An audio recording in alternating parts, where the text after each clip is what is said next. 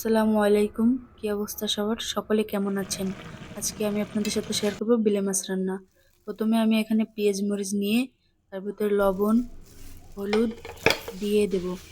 এবার সুন্দর করে এটাকে অনেকক্ষণ ধরে মেখে নিব। তারপর মাছগুলোকে দিয়ে দেব, দিয়ে সুন্দর করে মেখে নিব। এবার আলু বেগুন দিয়ে দেব,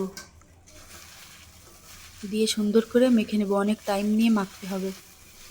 এবার টমেটো কুচি দিয়ে দেব। আমি কাট করে ছোট বানিয়ে দিছি, আপনারা অনেকক্ষণ ধরে মাখবেন। এবার তেল দিয়ে দেব। তেলের পরিমাণটা একটু বেশি করে দিতে হবে। তারপর মাখিয়ে নিয়ে পানি দিয়ে দেব পরিমাপ মতো। পানিও একটু বেশি করে দিতে হবে, আর না হলে ভালো লাগবে না। তারপর এই যে ঢেকে দিলাম। এবার সুন্দর করে রান্না করে নেব। রান্না হয়ে গেলে নামিয়ে পরিবেশন করব।